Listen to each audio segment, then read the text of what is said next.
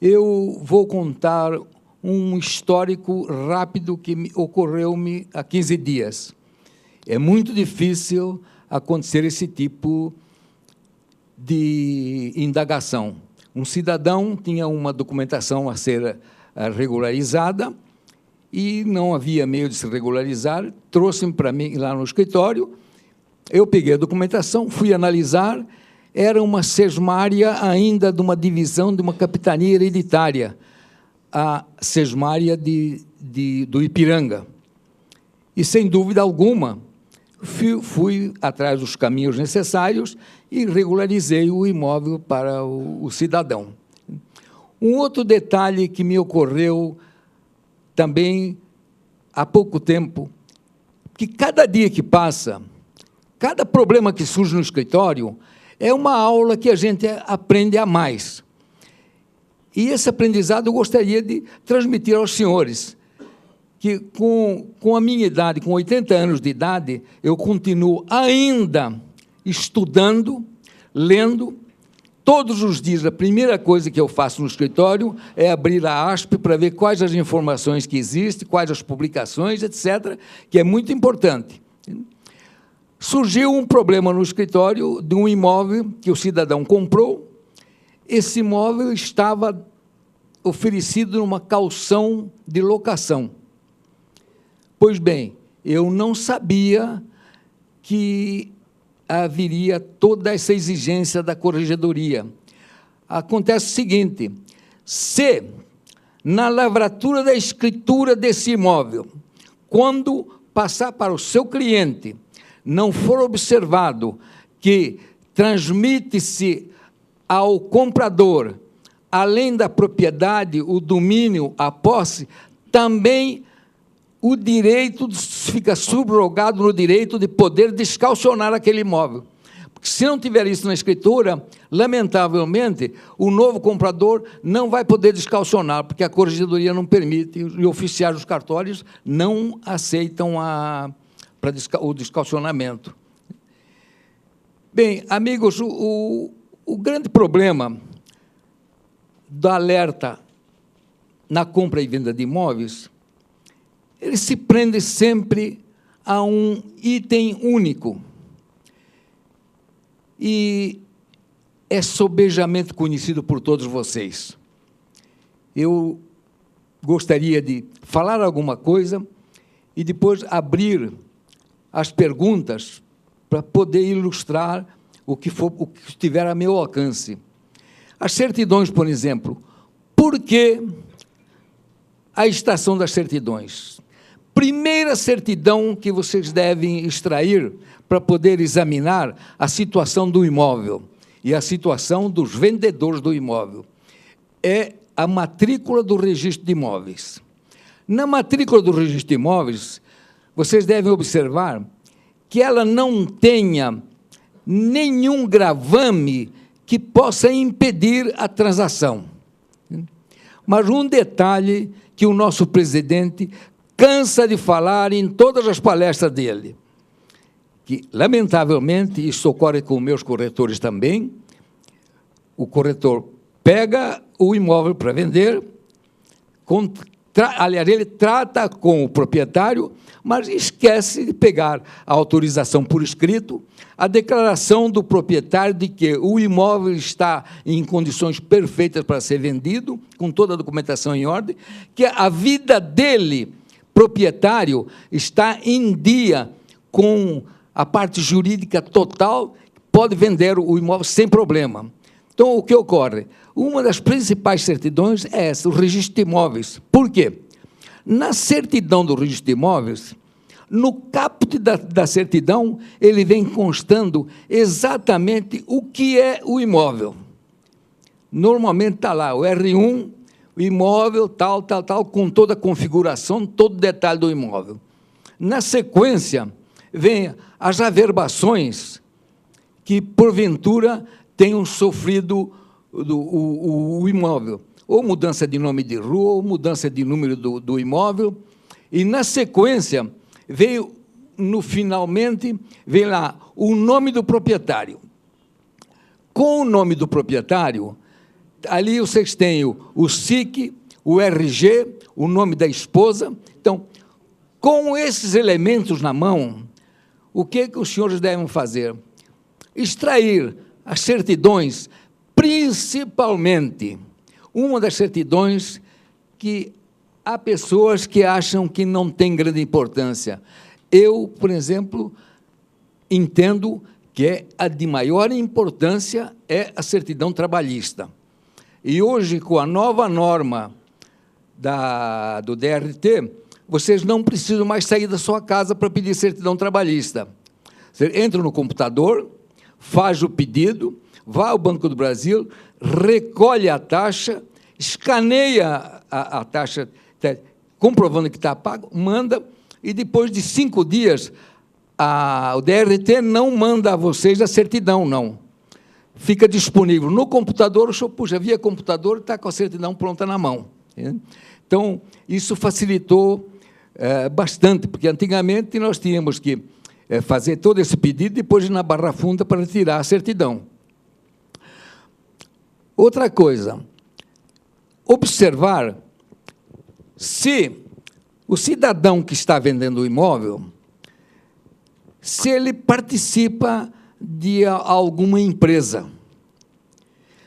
Porque o que ocorre muitas das vezes, numa pauliana, numa desconsideração de personalidade jurídica, o imóvel particular vai ser envolvido naquela ação trabalhista que está correndo contra aquele determinado cidadão, porque ele faz parte de uma determinada empresa.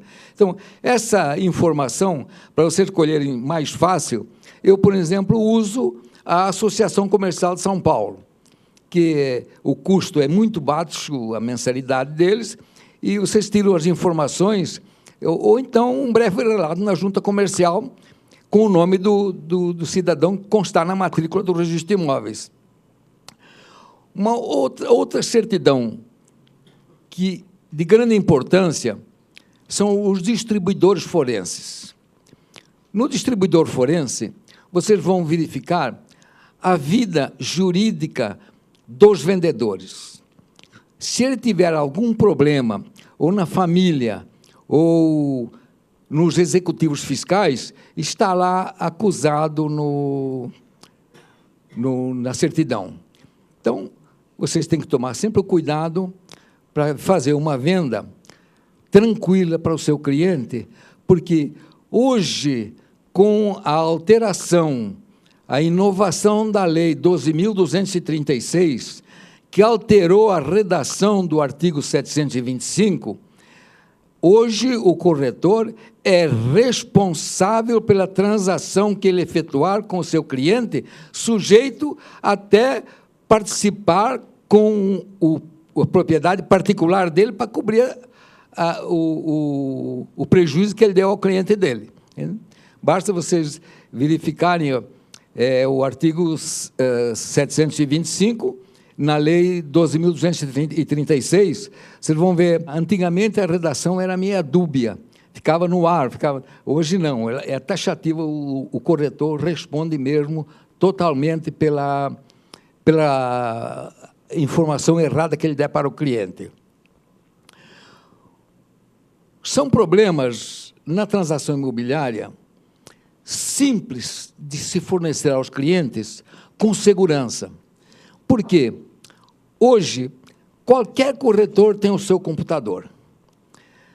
Basta você dar um clique no computador. Se você não quiser ter o trabalho de saber pedir a certidão antes, você clica no computador, põe lá TJSP, coloca exame de processos, no local que tem lá o nome da pessoa, coloca o nome da pessoa e verifica. Se tiver algum problema ali, não faça negócio, porque vai dar problema posterior na sua transação. Os executivos fiscais, a mesma coisa. Nos executivos fiscais, pouca gente se preocupa com a taxa de lixo. E hoje a taxa de lixo é um problema, porque ela surge do nada e, quando você menos espera, você tem um uma execução da prefeitura cobrando aquela taxa de lixo que era antiga, que hoje não existe mais, né? Mas sempre é interessante averiguarem. Na prefeitura é muito simples. Vocês entram no portal da prefeitura e colocam lá impostos, dívidas. No computador, na sua casa, você tem todas as informações necessárias para poder fornecer ao seu cliente. Há detalhes, por exemplo, que são muito importantes. Por exemplo, hoje, de acordo com o 174 do Código Tributário Nacional, nós temos uma prescrição aproximadamente em 5 anos. Porém, dívida com o FGTS, elas prescrevem em 30 anos. Então, a grande observação que tem que se verificar é que se faça um negócio com o proprietário que não tenha nenhum tipo de problema. É importante vocês extraírem todas as certidões, que as certidões são baratas. Hoje, você tira, por exemplo, certidões, as mais caras hoje, a mais cara é dos cartórios de protesto, que é um absurdo que eles estão cobrando hoje, mas é necessário tirar. Nos cartórios de protesto, vocês já vão verificar, se tiver qualquer problema no nome do marido ou da mulher, não feche o negócio. Não feche, porque vocês vão ter problemas posteriores.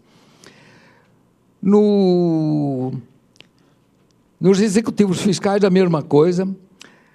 Na trabalhista, se houver problema, qualquer problema que ocorra na trabalhista, vocês devem tomar todo o cuidado para fechar o negócio, porque a trabalhista é um grande problema.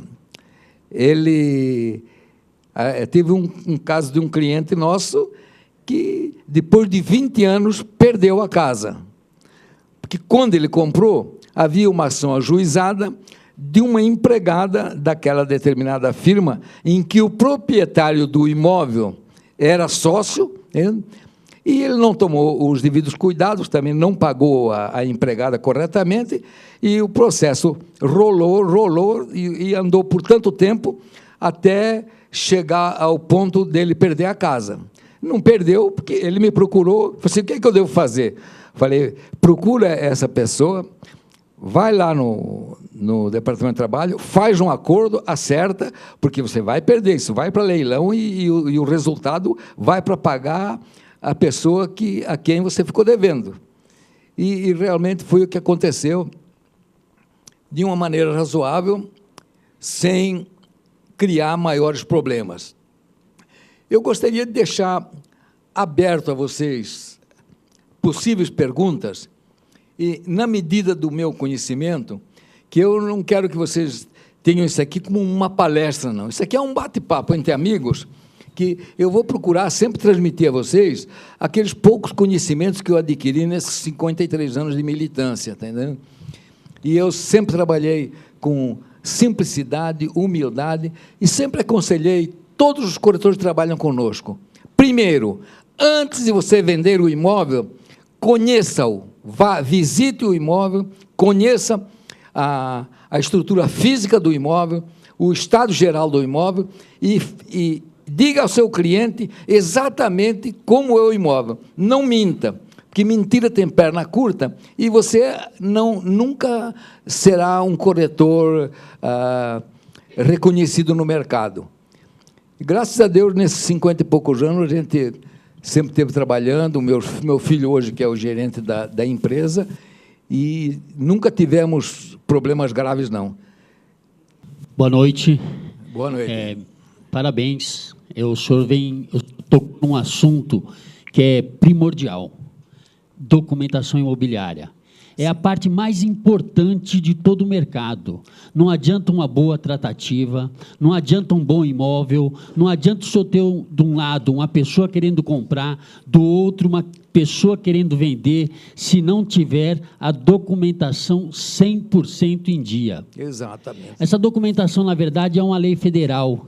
Ela é obrigatória a quem vende apresentar certidões pessoais e do próprio imóvel. Isso é uma lei É 7.433. Agora, além de, ela é uma lei e, ao mesmo tempo, o Hélio Beltrão, no tempo da desburocratização, ele autorizou que as pessoas comprassem ou vendessem sem que apresentasse documento. Só que, quando acontece isso, o cartório ele vai narrar na escritura, ele vai deixar expresso que o comprador, neste ato, abre mão da documentação da lei federal, número tal. Exato. Aí ele assume toda a responsabilidade. Então, não se deve abrir mão. É a parte mais importante. Quando o senhor falou que o corretor tem que ter cuidado, ele é corresponsável quando ele trata uma venda.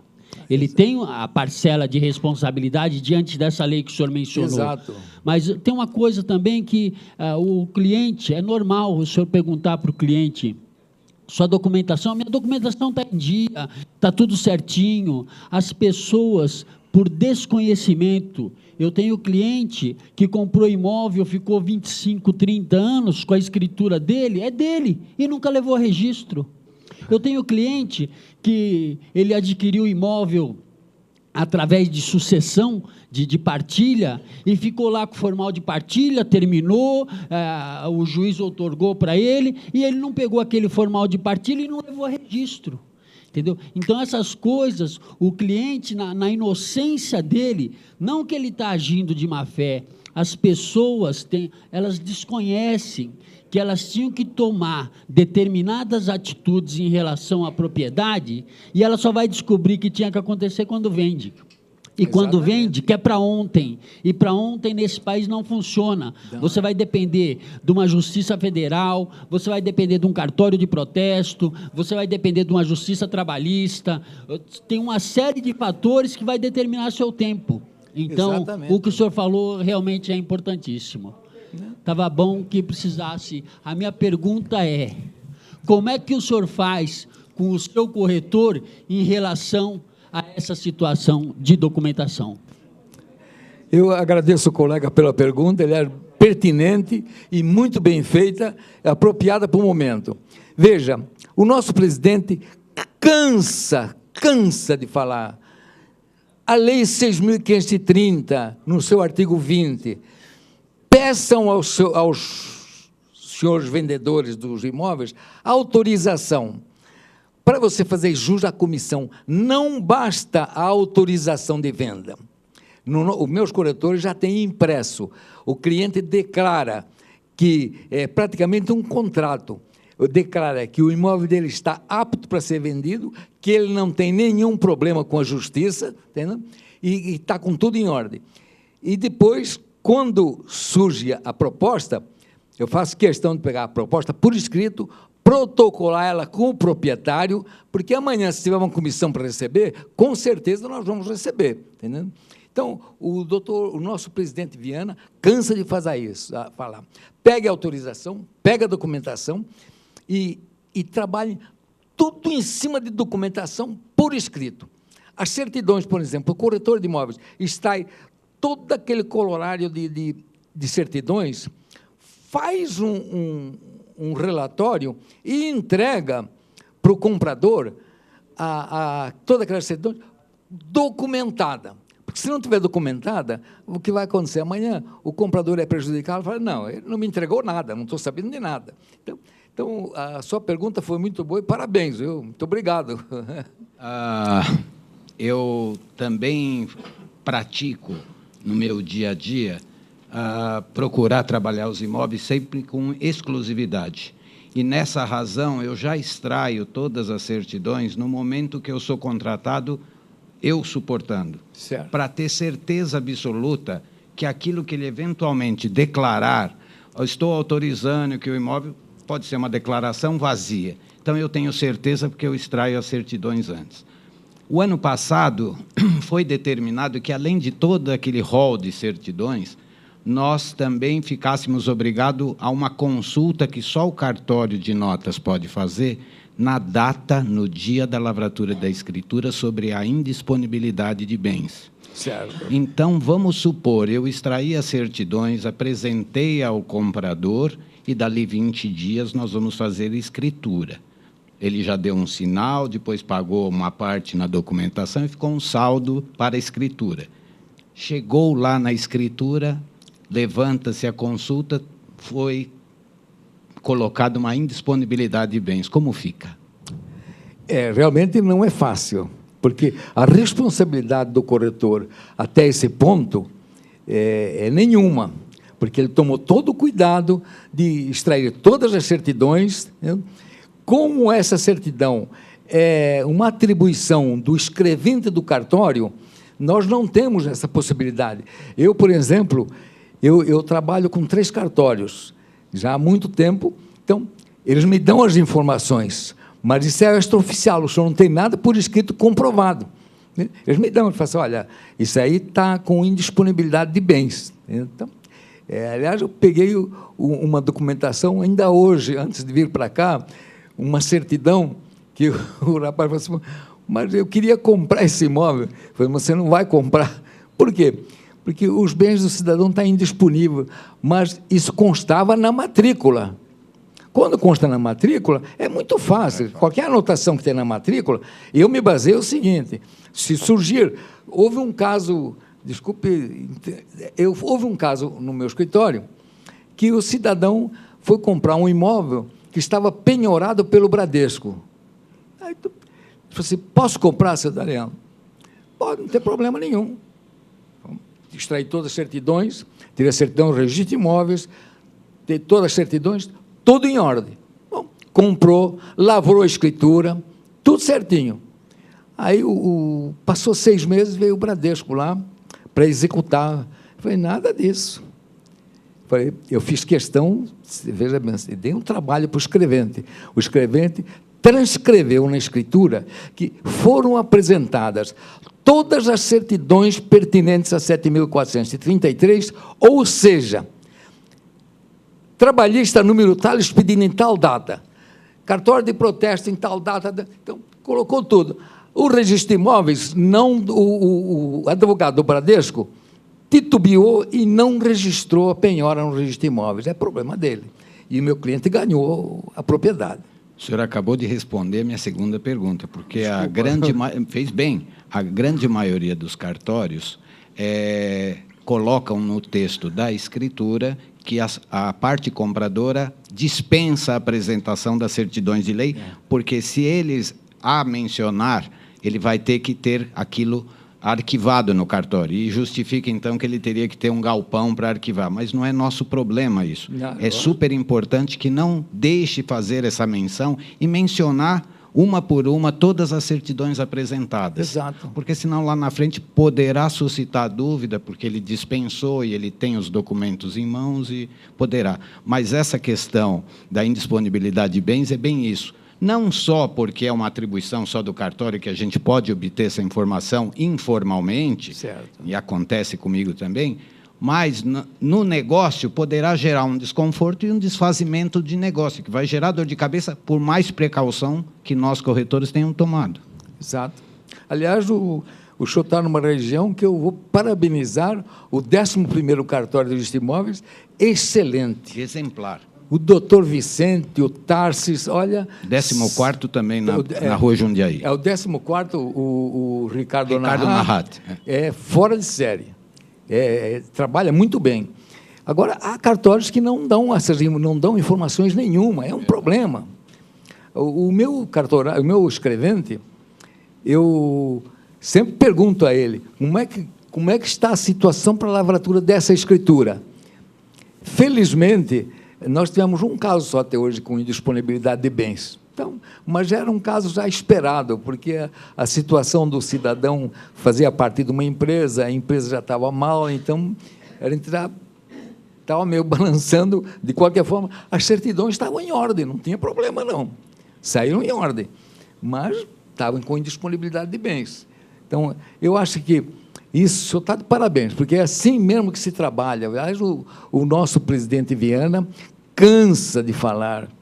Trabalhem tudo documentado, extraiam as certidões, peguem autorização por escrito, vai entregar a proposta para o cliente, para o vendedor, leve protocolada por escrito, porque amanhã pode surgir, o próprio cliente nosso vai lá, compra direto e o corretor fica vendo navio, mas não fica não, porque se ele se precaveu de trabalhar com tudo corretamente, ele vai e recebe a comissão, porque a comissão, como todo mundo sabe, ela é tida como um alimento, então o alimento tem prioridade para recebimento em todos os casos, tá entendendo? Muito obrigado. Muito obrigado, senhor. Boa noite, doutor. Ricardo, corretor também. Eu fiquei curioso ao ouvir a sua palestra. O senhor falou que nós temos 30 anos para prescrição no evento Fundo de Garantia Tempo de Serviço. O FGTS. No FGTS. Como ficam as construtoras? Aí me levantou esse tipo de questão que eu fiquei pensando e queria trazer aqui para a gente trocar uma ideia sobre isso. As construtoras estão comprando empresas, indústrias. Essas empresas possuem passivos, às vezes, trabalhistas. Dentro do passivo trabalhista, você tem a vinculação do FGTS. Certo. Muito bem. Se isso não é quitado ou é feito um acordo e depois esse acordo lá na frente tem algum problema, como fica a situação, ou poderá vir a ficar a situação, os eventuais adquirentes que nem compradores ainda são, até o pagamento da última parcela na modalidade de alienação fiduciária? Essa é uma questão que eu queria ver se dá para a gente trocar alguma ideia, não sei se é o momento, tal, mas é porque eu fico pensando assim, no âmbito do terceiros, eu faço o processo inteiro. Então, eu compro, vendo, sou comprador, sou vendedor e resolvido o problema. No caso das incorporações, nós temos um adquirente que é um posseiro em sua moradia até o final do último pagamento, ou seja, em síntese, ele não é nada. Né? Então, eu pergunto assim, se ele não é nada, o banco, eventualmente, hipoteca os imóveis por solicitação da incorporadora. Esta, por sua vez, não quita aquelas hipotecas. Como ficará este comprador eventual, que, na verdade, é adquirente do ponto de vista jurídico formal, nem comprador é um posseiro, como ficará este posseiro adquirente na modalidade 9.514/97, frente a uma solicitação ou uma reivindicação judicial, vez que as certidões mencionadas normalmente são vintenárias e não trintenárias. Certo. Então, elas não prevêem a fraude processual, elas só prevêem aquela situação de má-fé inicial, mas há um problema processual de 10 anos de ato aí. Tem uma forma, já pensamos nisso, eu queria saber se já há uma reflexão sobre isso ou não, porque o mercado está quente e eu vejo muita gente que pode ter problemas no futuro, né? Então, eu queria só fazer essa pergunta, se o senhor tem alguma ideia, e agradecer os ensinamentos aí. Muito obrigado. Não é ensinamento, a gente está aqui batendo um papo pela experiência. Tudo isso que o senhor falou já me passou pela minha mão. Então, veja, nós temos uma certidão da Receita Federal, que chama-se uma certidão conjunta, que também é um grande erro, porque ela tem uma validade de 10 anos. Então, quer dizer, como é que fica? A trabalhista, por exemplo, é a única, aliás, o único direito no Brasil que funciona, desculpe, é o direito trabalhista, porque ele é paternalista, infelizmente. O direito civil, lamentavelmente, entra com recurso, entra com outro e vai levando assim por diante. Então, eu digo o seguinte, quer dizer, vai dar um trabalho para o corretor amanhã se desvencilhar do problema, mas ele não tem culpa nenhuma, porque o senhor tirou todas as certidões elencadas pela lei, agiu corretamente, sem dolo nenhum na negociação. Se amanhã a construtora, por isso que eu digo, a construtora, eu não me preocupo com a construtora. Quando algum cliente vem me perguntar informações sobre a construtora, eu peço para ele o seguinte, olha, por favor, me traga um contrato social da construtora, ou no teu contrato consta o nome dos sócios, me traga, que eu peço um breve relato na junta comercial, e vamos ver quem está por trás dessas construtoras, e vamos tirar as informações. Se houver qualquer problema, com os sócios ou os diretores da construtora, você não deve comprar, porque realmente isso acontece. Uma construtora, por que deixa de recolher o FGTS e o INSS? Porque se ela não recolhe o INSS nem o FGTS, no momento da averbação da construção junto ao cartório de registro de imóveis, ela não registra a convenção de condomínio, não registra a atribuição das frações ideais, não registra nada, porque é obrigado a apresentar uma CND que é emitida pela Federal. E, se tiver problema com o FGTS, não sai essa certidão também. Então, se o imóvel não estiver... Aliás, o cliente me pergunta, como é que eu faço? Você procura comprar um imóvel pronto, que esteja quitado e liquidado, que não tenha problema. Porque, enquanto estiver em construção, está sempre sujeito a ter esse tipo de problema. Porque as construtoras, hoje, a situação está razoavelmente, mas nós já estamos vendo aí uma inadimplência, mais ou menos um percentual elevado na construção civil. Porque o cidadão vai lá no stand de venda e, com aquele impulso de ter o imóvel próprio, tá, compra e não examina coisa nenhuma. Não examina. Teve casos, já atendi clientes no meu escritório que compraram da Bangkok. Eu falei, como é que eu faço? Eu falei, você não faz, você não devia ter comprado. Agora, você comprou, vai arcar com as consequências, porque ela não tem condição. Ela agora passou para uma outra construtora, uma outra empresa, a construção, vamos ver o que acontece, né? Não, mas eu gostei, agradeço a explicação, foi interessante, foi bom. Lamentavelmente, a gente não tem, assim, dados concretos para dizer ao senhor que se faça isso ou se faça aquilo, porque o nosso próprio sistema é falho. E quando eles dizem que as certidões emitidas pelo poder público têm valor erga omnes, tem coisa nenhuma. Porque eles pedem uma certidão e o senhor, quando vai averiguar a fundo, aquela certidão é furada porque o cidadão está com situações... Sem dúvida, sem dúvida. Difíceis. Então, é problemático. Realmente... Mas eu gostei dela. Obrigado. Obrigado a você pela... Obrigado. Com referência à participação societária, 2 ou 3 sócios. Um dos sócios tem 1% e tem bens. Os demais não têm bens. Esse de 1% responde por toda a dívida da empresa? Lamentavelmente responde. Se ele tiver no contrato social, não importa o percentual que ele tem, a menos que seja um contrato social elaborado com cláusulas pré-estabelecidas. E é muito difícil, porque quando chega uma cláusula pré-estabelecida na junta comercial, eles normalmente não registram, porque quando o senhor assume uma sociedade, o senhor assume a totalidade. Porque, normalmente, o senhor responde pelo limite do capital. Mas ele não é gerente. Ele não tem função de gerente. Não importa. E responde também? Ele responde. Se ele estiver na sociedade... Disseram um tal de artigo 50 lá do Código Civil que só se houver desvio de finalidade. Mas, veja, no caso aí não houve desvio de finalidade. Ele é sócio com 1%, é sócio. Mas ele não é gerente, então não ele importa. Não tem culpa. A sociedade pode ser, normalmente, quando tem mais de um sócio, é uma sociedade limitada. E cada sócio responde pelo limite do capital. Então, é o limite do capital. É o limite do capital. Então não é a dívida total da empresa, os bens particulares vai responder por total da dívida, não? Pode responder também. Se ele tiver bens para responder...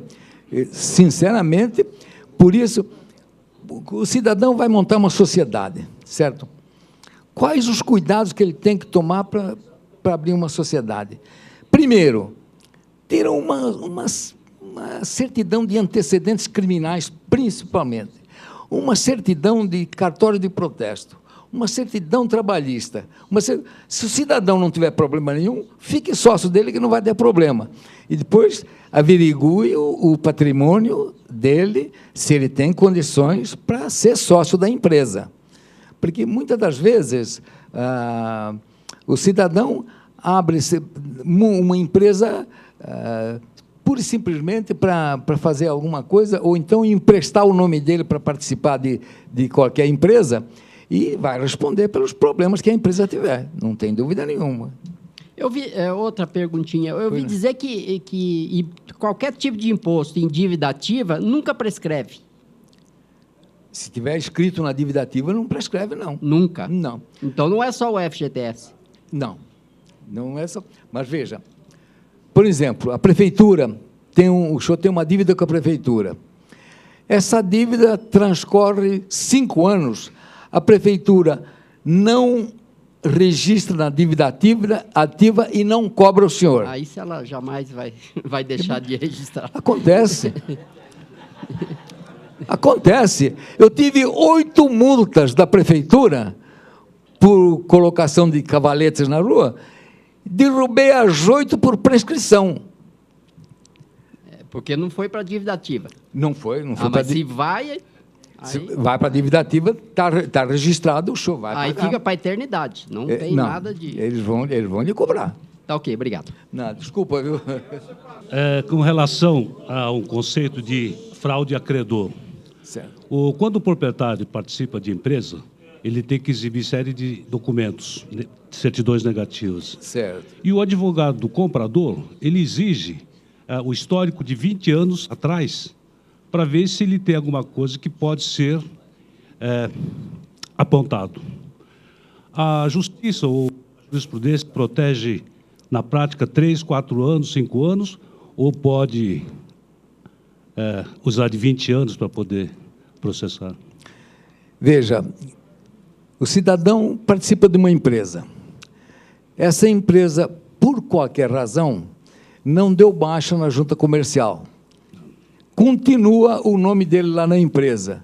Sem dúvida alguma, enquanto estiver na junta comercial, o nome dele lá na empresa, ele está respondendo. Sim. Tá, é problemático. Deve tomar todo o cuidado. Não, o caso que ocorreu comigo é Certo. que o proprietário não teve nenhuma ação, nada. Mas o comprador, o advogado do comprador, acha que nesses últimos 20 anos, alguém pode ter se lembrado de que há um crédito, né? E vai lá e faz a cobrança e pode penhorar o imóvel em negociação. Agora, também acho um absurdo, porque se tiver algum credor, ele teria que ir no ato, ou talvez até para os 3, 4 anos, que, pelo que eu vi, na prática, o juiz concede sem um prazo de 3, 4 anos depois do ocorrido. Não retroceder a 15, 20 anos, porque aí seria o exercício de memória muito... Não, mas acontece o seguinte, de uma vez, que veja bem, desculpa, eu esqueci seu nome. Makoto. Viu, Matoso? Se você, por exemplo, extraiu todas as certidões elencadas na 7.433, ou seja, toda aquela trabalhista, cartório de protesto, Justiça Federal, enfim, e está tudo em ordem, não tem nenhum tipo de problema, não há o porquê o cidadão ter qualquer dúvida, porque você fez uma venda lícita e, no pior da hipótese, você fala para o comprador assim, vamos lavrar uma escritura elencando todas as certidões para você ficar tranquilo, que não tem dúvida nenhuma. Sim. Porque há alguns casos, eu faço poucos casos assim, mas há alguns casos que eu peço para o escrevente elencar todas as certidões. Certo. Agora, deixar de apresentar certidão porque eu escrevo... Não deixo, não. Eu sempre faço que, no pior da hipótese, se ele não elencar certidões, ele vai declarar que foram apresentadas todas as certidões elencadas na 7.433, né? Ou seja, tal. Então, perfeito. Mas colocou, não tem problema nenhum, não. Obrigado. Nada. Então, obrigado. Muito obrigado a você. Obrigado pela pergunta. Bom, doutor, 2 perguntinhas rápidas.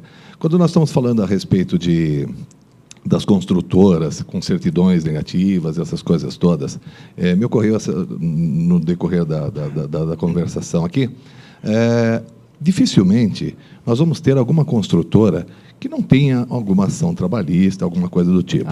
Como é que vão ficar esses compradores em ações, eventualmente, que possam ocorrer? Essa é uma. E a outra também, particularmente, quando se falou, e é de conhecimento, de que nós temos que tirar a certidão do sujeito no local de residência e no local do imóvel. No caso de estrangeiro, como fica essa situação? Dificilmente o Patrício vai vender o imóvel, mas quando o Patrício vende o imóvel, mora lá. Mas é a mesma coisa. Como é que vai funcionar isso? Só a certidão local, é isso? A certidão local de onde ele mora. E do imóvel. Do imóvel e de onde ele mora. Sim, mas sendo ele morando em Portugal e está vendendo o imóvel aqui?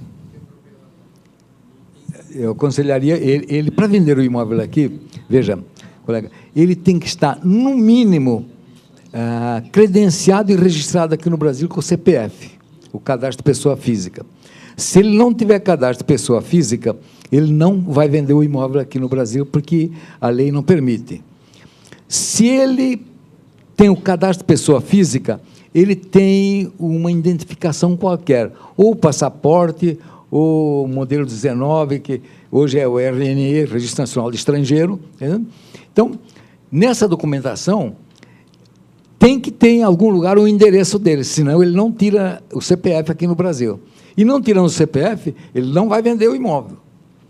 Não tem como, ele vai ter na casa do parente, tem que ter algum endereço, senão ele não vai vender. Perfeito, obrigado. Nada.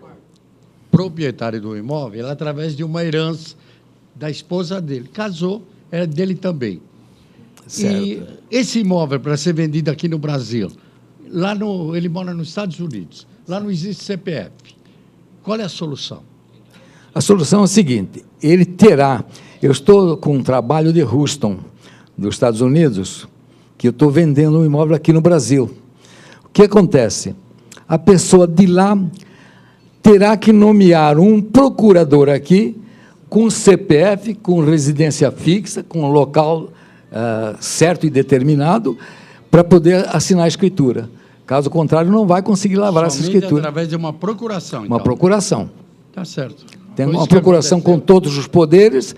Então, a pessoa daqui é o que está acontecendo. A dona Dilma, por exemplo, recebeu da filha dela lá de Houston, e, aliás, os Estados Unidos é fora de série. Lá, o senhor não precisa ir ao consulado para tirar uma procuração. Tem um consulado itinerante que, a cada 15 dias, passa na sua cidadezinha e lhe dá o documento que o senhor precisa. Viu? Aí, no caso que eu citei, eles precisaram ir no consulado fazer uma procuração, porque era uma venda com financiamento aqui em São Paulo. Então, é a mesma coisa. Ela passa uma procuração com todos os poderes para a pessoa, para contratar advogado, assinar a cláusula de judiça, tudo que for necessário. A procuradora dela vai atuar aqui no Brasil, mas com o endereço certo. Em suma, ele não precisou apresentar os documentos da residência dele, de onde ele mora. Mas ele deu uma procuração para um irmão, exato, feita no consulado, e ele resolveu o problema. Então, quando ele faz a procuração lá no consulado nos Estados Unidos, lá fica cadastrado o local onde ele mora, rua, etc., tudo certinho. Então, isso tá. E a pessoa daqui também vai estar com o endereço todo correto na procuração. É verdade. Foi caso que... Eu tive trabalhos desse tipo já com Portugal, Tchecoslováquia, Estados Unidos, Itália, Espanha. Teve com vários países eu tive esse tipo de trabalho e não deu problema nenhum, não. Se resolve tranquilamente. É verdade.